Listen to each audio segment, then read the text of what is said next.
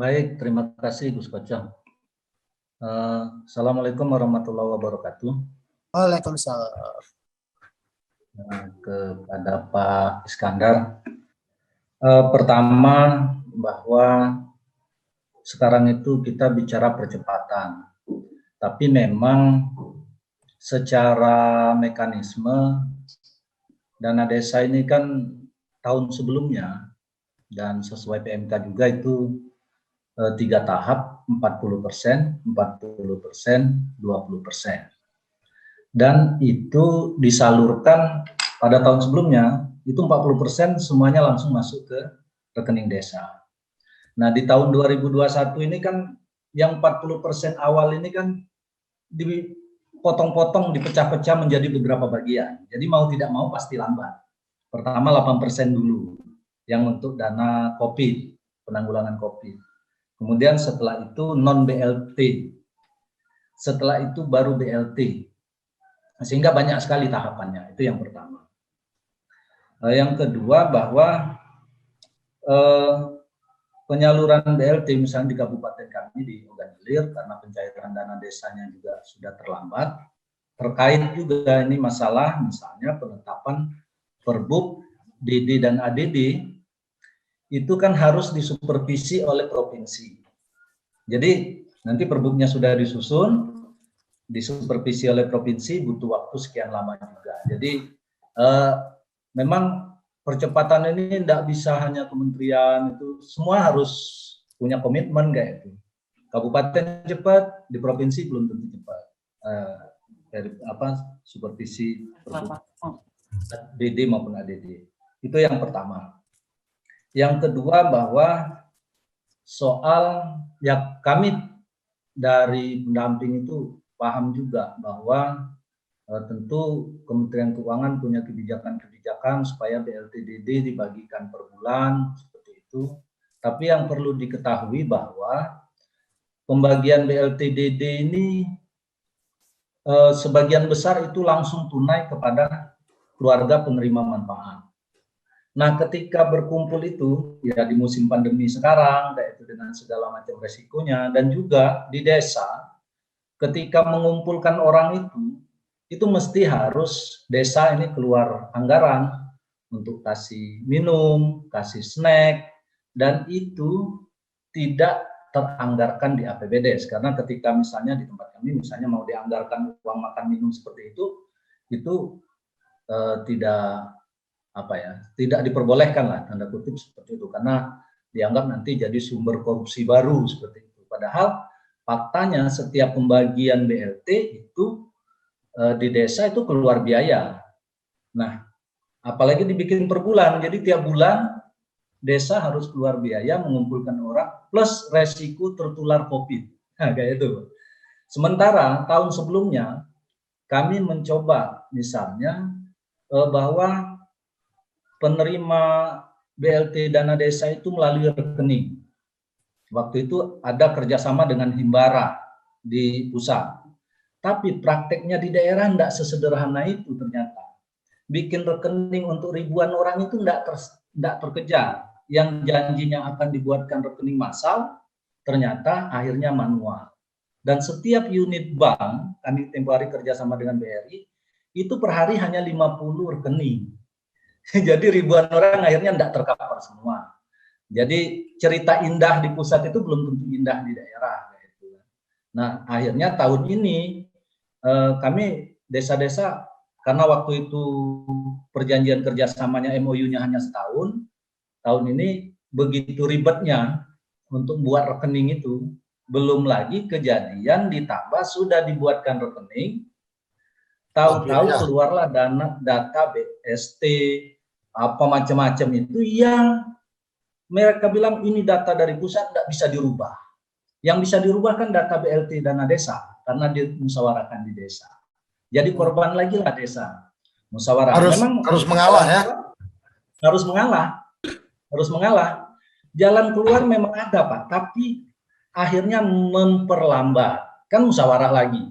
Pernah satu kejadian Pak tahun kemarin. Kita sudah siap-siap membagikan ini. Yang pakai rekening itu, rekeningnya udah siap dibagikan, tahu-tahu datang dari kantor pos bahwa dari sekian orang yang kumpul itu 47 orang dapat BST. Harus dirubah dulu, dibatalkan pembagian. Kita verifikasi lagi, akhirnya mundur lagi. Nah, apalagi tahun-tahun ini dengan model seperti ini, ya kita sangat berharap sebenarnya pembagian BLT itu jangan dipaksakan tiap bulan, Pak. Ya kami yang mendampingi, kayak kami pendamping ini juga ngeri-ngeri sedap juga, Pak, tertular COVID tiap bulan kumpul sama orang, Pak. Yang enggak didampingi nanti jadi masalah. Didampingi ya beresiko, Pak. Nah, ini juga harus jadi bahan pertimbangan. Kalau menurut kami sebaiknya memang per 3 bulan saja. Per 3 bulan.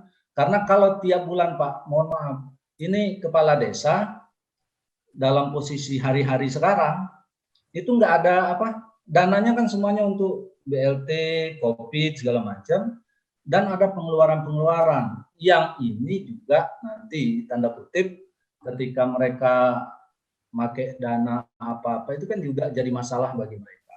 Sementara kalau pribadi ya semua kalau sekali 2 kali, Pak. Kalau sepanjang tahun 12 bulan ya repot juga, Pak, jadi kepala desa tiap bulan keluar 1 juta misalnya, ngumpulin orang 30 40 kasih makan. Dan ini kan kami seperti di Ogan Ilir itu selalu karena koordinasinya dengan pihak APH juga, Babin Kaptipmas, Babinsa, supaya jangan sampai BLT ini tidak terbagikan kepada warga, diawasi langsung oleh Babinsa, Babin Kaptipmas. Nah, kalau tiap bulan, Pak, ya Pak Babinnya kan kalau pasar kan nggak mungkin juga nggak ngasih kopi ya sambil ngobrol. Nah, iya. Oke. Ini mohon menjadi pertimbangan dan pemikiran, yaitu bahwa secara mungkin dari standar keamanan pengelolaan keuangan itu per bulan sangat bagus sekali. Tapi mohon pikirkan juga kami para pelaku yang di lapangan ini dari sisi kesehatan, keselamatan, dan juga pembiayaannya. Terima kasih, Pak. Assalamualaikum. Oke, terima kasih. Apalagi ini teman-teman pendamping profesional ini belum termasuk yang diprioritas untuk divaksinasi. Jadi khawatir juga ini jalan-jalan terus. Oke, silakan Pak Is. Beberapa yang tadi disampaikan ini luar biasa, dapatkan pencerahan atau mendapatkan gambaran di lapangan bagaimana tentang tahapan-tahapan tadi, bagaimana tentang hal-hal lain yang memang ya suka tidak suka memang yang di Jakarta kalau hanya bikin dari sambil memandang Monas ya kasihan juga teman-teman yang di desa kan kira-kira seperti itu. Silakan Pak Is, karena Pak Is juga banyak terjun ke lapangan, pasti juga tahu dinamika yang ada di lapangan. Silakan Pak Is. Ya, terima kasih Pak Ardani ya. Ya memang ini betul sekali tadi Pak yang Bapak sampaikan. Ya namanya kita NKRI ya, Negara Kesatuan. Jadi memang koordinasian itu dari pusat ya, provinsi, kabupaten, kota dan sebagainya itu memang sampai ke tingkat desa. Memang mau tidak mau itu menjadi suatu keniscayaan lah ya. Artinya apa? Artinya bahwa memang kita betul-betul saling terkait. Jadi tidak bisa kita hanya menyalahkan desa ya, kalau ada sesuatu. Kita lihat juga tadi benang merahnya tadi yang Pak Ardi disampaikan, bahkan sampai ke tingkat pusat ini menyalurkan bantuannya sudah difikirkan belum mekanisme bantuan-bantuan yang dari desa, dari kabupaten, kota, dari provinsi. Jadi kalau memang nggak difikirkan dalam bentuk satu koordinasian yang nyata, ya memang sih seperti ini Pak Ardani yang Pak Ardani sampaikan tadi ya. Nah, ini tentu perlu ya terus kita gaungkan. Jadi BPKP juga Pak, kami juga sampaikan ke pusat ya kondisi-kondisi seperti ini. Yang tadi bahkan itu tadi yang Pak Ardani sampaikan ya, itu suatu pembuktian bahwa begini, misalnya kita berikan BLTDD langsung 3 bulan, tahu-tahu di bulan kedua dia terima BST misalnya, waduh gimana nih jadi kacau lagi. Nah itu Pak, jadi memang situasi ini memang masih apa ya? Ya terus terang lah, masih perlu kita benahi secara komprehensif dari pusat sampai ke desa. Jadi pemberi bantuan berbagai kementerian tadi ya, memang harus memahami juga mekanisme bantuan-bantuan yang ada di desa. Ya, memang tadi Pak Surya katakan, jadi desa mengalah. Pak Ardhani sampaikan, ya kalau di desa kan bisa diganti toh. Ya memang sih ya bisa diganti, tapi kan tetap melelahkan Pak ya. Musdes lagi gitu kan ya. Ini berubah-berubah. Nah ini juga harus jadi pemikiran kita juga Pak. Di tingkat pusat juga harus jadi pemikiran. Nah forum-forum seperti inilah sebetulnya ya, terima kasih Pak Suryo. Ini kan akan menjadi bahannya bagi kita ya. Kita sampaikan nanti nih Pak ke pusat. Ini loh permasalahannya kalau bantuan itu tanpa koordinasian. Siapa penerimanya, apakah yang mau diberikan bantuan tadi sudah dapat BLTDD atau belum. Itu kan perlu ada matriknya lah ya. Ada matriknya dulu gitu kan sehingga nanti jelas.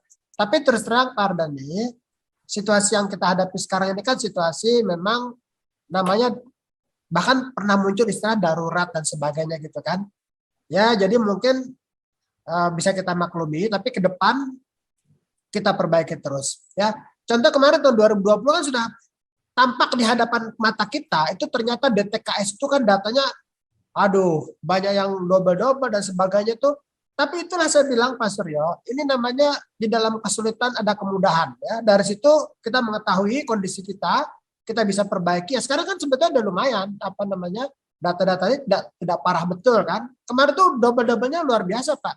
Kan kita cleansing dari BPKP, kita cleansing, wah ini bukan main, nanti kita perbaiki terus. Nah sekarang memang masih ada 1-2 masih ada. Lalu juga tadi yang Pak Ardhani sampaikan masalah data tadi yang istilah kita tuh ujuk-ujuk ya. Kalau di desa melihatnya ujuk-ujuk Pak, kok tahu-tahu ini masuk padahal sudah kita siapkan BLTDD. Nah ini semua kembali ke masalah koordinasian data tadi. Jadi gini Pak, mestinya ya bukan mestinya, artinya gini, data-data KPM tadi kan sudah ada masuk di Kementerian Keuangan. Kan? Nah, jadi sebetulnya pusat pada saat dia akan memberikan bentuk-bentuk bantuan yang baru, dia harus cek dulu data-data tadi yang sudah ada di Kementerian Keuangan, yang datanya by name by address-nya kan sudah jelas tuh. Cocokkan dulu. Nah, jadi jangan sampai nanti pusat double gitu kan. Tapi mungkin kembali ya situasi sekarang pusat juga harus cepat gitu kan, memberi bantuan sekian, gelontorkan. Nah ya memang dampaknya nanti ke Pak Ardhani tadi harus musdes lagi gitu kan ya. Itu Pak, pokoknya kita benahi terus. Tapi yang sekarang ini yang penting, semangat kita pokoknya jangan ada warga miskin yang seharusnya berhak menerima bantuan apapun itu terlewatkan oleh kita. Nah jadi kalau yang double-double, oke lah kita berelah sedikit, kita perbaiki. Tapi resiko utama yang jangan sampai terjadi itu ada warga yang miskin yang tidak terdata. Ini sekarang bantuan banyak sekali loh Pak, macam-macam loh Pak Surya. Termasuk juga bantuan produktif untuk usaha mikro ya. Itu juga desa tuh tolong Pak, saya minta tolong kepada teman-teman di desa, Pak ini minta tolong betul. Didata betul pengusaha mikro yang yang tadi itu seperti tukang cendol, tukang main-mainan toet-toet, pokoknya yang pengusaha yang betul-betul mikro tadi, itu jangan sampai tidak terdata Pak, teman-teman di desa. Karena anggaran di pusat itu kan memang ditujukan untuk itu. Ya. Kemarin sudah disiapkan sekitar 12 triliun. Sekarang perkirakan akan ditambah lagi menjadi 15 triliun. Itu untuk membantu pengusaha mikro yang ada di desa itu Pak. Jadi tolong didata, jangan sampai terlewat ya BPUM itu. Tapi ada juga jangan sampai dipersulit, ada juga di desa dipersulit itu Pak. Surat keterangan pengusaha itu bayar. Wah, itu. Kan dia keterangan dari desa kan bahwa dia memang pengusaha kecil gitu loh. Bahkan NPWP aja nggak perlu Pak Suryo. Nggak usah ada NPWP. Pokoknya yang penting desa itu yang tahu dia pengusaha mikro ajukan. Nah itu kita raih Pak. Sekarang masih sedikit itu data yang masuk ke pusat. Masih sedikit. Itu masih ada tahap ketiga, nanti silakan diajukan. 1.200.000. Itu proses pengajuan datanya seperti apa Pak? Ya itu Pak, tinggal begini, kami juga dorong teman-teman di Dinas Koperasi UMKM, itu kita minta mereka jemput bola Pak, jangan menunggu. Kan memang data itu kan masuk ke sana Pak, ke dinas-dinas Koperasi UMKM. Nah saya bilang jangan menunggu, kalau menunggu itu kan orang juga nggak tahu kemana, tapi jemput bola, libatkan pemerintah desa, ya, camat dilibatkan, camat, pemerintah desa untuk mendata jemput bola. Saya bilang begini, mungkin mereka takut double gitu kan, jangan-jangan dia sudah dapat bantuan lain. Saya bilang jangan berpikiran ke sana. Yang risiko utama jangan sampai ada pengusaha mikro tadi yang tidak kebagian padahal dia berhak gitu loh. Jadi harus jemput bola. Nah ini sangat penting sekali peran desa. Ya, kalau misalnya camatnya nggak bergerak, desa bergerak.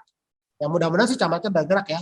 Masukkan ke dinas koperasi UMKM bahwa ini warga kita. Nah bahkan yang dulu tahun 2020 sudah pernah dapat pun, sekarang masih boleh dapat Pak. Karena dia dianggap tahun lalu, ya masih boleh dapat Pak.